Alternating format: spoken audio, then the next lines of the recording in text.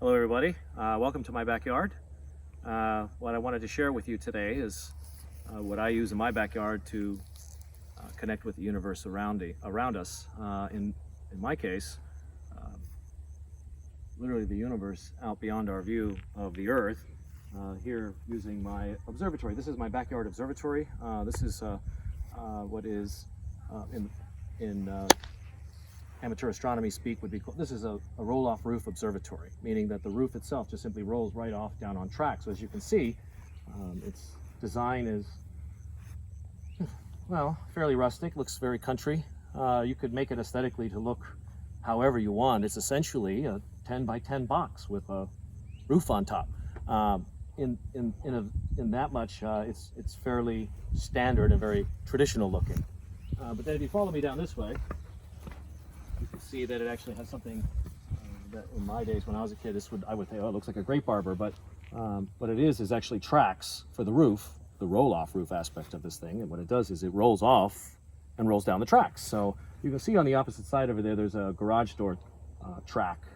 That's what we have here. The roof is sitting on garage door wheels and a whole bunch on either side, and they roll down the length of this track. Now, originally, when I first got the plans for this. Again, it's fairly standard. You don't necessarily need plans. If you're fairly handy, you could probably build this all yourself. It's fairly straightforward and fairly simple. It's nothing unique here in its construction. But what we have here is the rails typically come to here. And what I would recommend to anyone that would like to build one of these themselves is keep this in mind. When we first built this, I rolled the roof off out here, and the roof came to here, and it was exactly as intended. But what I realized was that the northern part of my sky was lost. I mean, I couldn't see it because the back end of the roof was blocking my view. So what I needed to do was to roll the roof further out so I could see more of the sky. So I just added a whole additional section, which wasn't in the plans, but clearly it was a benefit for me here. So I just simply added the extension, the added rails, and now I can roll the roof out one extra length all the way out and generally bring it out to about here. And then what that does is it allows me to have the roof roll far enough out so that I get nothing blocking my view to the north. I can see just about everywhere in every direction, which is what we're going to show you. So let's make that roof open up. So I'll park this open for a moment. And I'm by myself. There's no one else in here with me. It's just me rolling it by myself. So just in case anybody thinks that it would be too heavy for a single person to roll, it's actually very easy to roll this. The only thing I would say is that it's a little bit challenging is that it would be handy to step up on a step ladder and kind of roll it initially, but after that it rolls pretty easy, as you're about to see.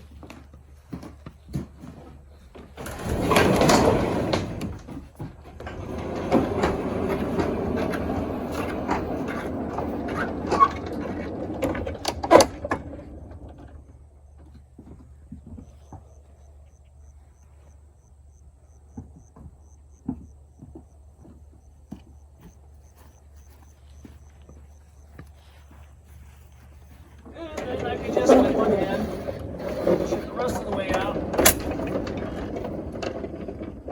There we go. So now the roof is rolled out. It's about as far as I need it to go, but as you can see, this is where it starts to look not traditional. It's very strange. So my neighbors driving by were probably wondering what the heck is going on here. What was the additional spot for that? But anyways, you can look at it. This is the observatory opened up. And now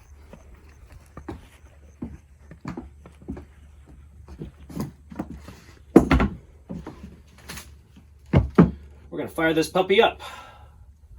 So with the flick of a switch. Now, I want everyone to understand that as an amateur astronomer, I labored through those days like many are still doing today. It's a labor of love. It takes a lot of time. First, to number one, find a spot where you can observe from. Take your gear out there. Then get it set up. And all of this takes valuable, precious time. And this is one of the biggest obstacles to maintaining the hobby. It's not normally an obstacle to people that are jumping in. Initially, you're willing to do everything. But after a while, the challenge is that the time and the setup becomes harder and harder. And that's why those that can, and I recommend anyone that can, if you have the resources to build an observatory, do it. Because it absolutely changes the nature of the hobby. Anyway, here, with a single flick of the switch, now the telescope is, the computers are firing up, they're just turning on. And now the telescope is just assuming what it calls the switch position. It's generally sort of a default start position. I obviously have to park it down in this lowered position, or what I call the home position, because in order for me to open and close the roof, I can't do it with the telescope like this, because it would clearly bang and run into the top of the telescope. So I park it like this, and technically, if I were really going to be accurate, I would also put it back like this once the roof is in place, and then I put a nice little cover over this. But for the purposes of showing you how easy this was, I just simply left it in the home position. Anyway, so now it's in the switch position, and this is typically the point where I would do an alignment and enter in the date, and we would enter in some information. And if I get really fancy, I hook up my computer to this, let my computer run everything, and I just simply come in, and when I'm ready, just tell it, all right, let's go look at a different part of the sky. Of course, there's always an initial setup. But to get very accurate alignment with a telescope on a setup like this, it's very simple. You just have to do it once, and then you can just pretty much enjoy the view after that. Now, as you can see, this is a fairly large telescope, and ultimately, this is my dream come true. As a young hobbyist, about 14, 15 years ago, I was using smaller equipment, amateur stuff. Very amateur equipment, and I was also driving out to very remote sites, because when you live in Sarasota or in Ellington, the light pollution becomes very prohibitive to enjoy the hobby. And so there you can do one of two things. You can use small aperture equipment, which is much more affordable, and then just simply go somewhere dark to enjoy the hobby, or spend a lot of money and buy large aperture telescopes, which kind of help to mitigate the light effect, the light pollution. Obviously, small aperture telescopes was generally the most followed path, and you just simply go somewhere dark. Well, now, 15 years later, I live in the country, and I live somewhere where it's absolutely beautiful and dark. And I was able to make that dream come true, which was to build my observatory and have a permanently mounted, no more tripods, steel pier with a beautiful 14-inch Celestron Edge HD Schmidt Cassegrain. My first Schmidt Cassegrain ever. It took a lot to sort of get used to the particulars of this telescope. Between the three, I've been using refractors and reflectors, and I'd never used a Cassegrain before. So this was a new experience for me, and it was a lot of different things all at the same time. But it ultimately is just an absolute joy to use.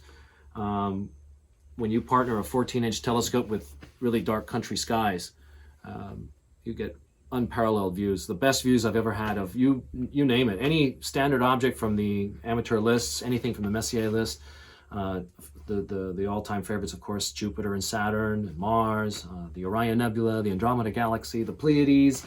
All of these things look absolutely phenomenal in this telescope under these really dark skies. But more importantly, there's a lot of other things that you can see with a large telescope and a permanently mounted observatory. So I've been able to see things that I just previously I couldn't even say I dreamt of seeing them, because I didn't even think it was possible that I would ever get to see them. But now they're seen relatively easily with this telescope here under relatively dark skies. So what you can see here, let me show you the telescope. This is 14-inch. This is 14 inches in aperture this way. It's mounted on a Celestron CGXL. And this is what I would call a beast of a telescope. As you look at this sort of arrangement of telescopes, optical equipment, and cables, there's a lot of things here, because I'm not just an observer, I'm also an astroimager. I like to use the telescope and attach cameras. I have my DSLR for astrophotography. I have guide scopes, And of course, I also have my requisite collection of binoculars handy. But I'm also interested in astro imaging as well, and so I use things like this is my homemade focusing mask for getting stars into very precise focus, and that's what I use this telescope for here. This is a 80mm refractor. It's coaxially mounted. It could be used as a guide scope, and that was its first intention purpose. But for a telescope this long, the matchup doesn't work very well. So I use this typically for observing, and this one for taking pictures of deep sky objects. I'm anxious for the season to change because Jupiter and Saturn and Mars are coming up in the early morning, and soon they'll be rising up earlier and earlier, and I'll be able to capitalize on the good weather and the aperture of this telescope and turn it into create potentially some beautiful images of the planets, at least. Now, as we look around, you can see we've got pretty much unobstructed views all the way around the sky. In fact, the sun is setting now, and so you're starting to get a sense of what the skies look like out here. Pretty clear. You can see trails, some aircraft, but the clouds are wispy right now, and I actually think that it would be a really nice night to observe tonight. Anyway, this is my observatory, folks. This is my telescope. This is my backyard, and this is how I connect to the universe. I'd be curious. I'd be really happy to hear how you connect with the universe in your backyard.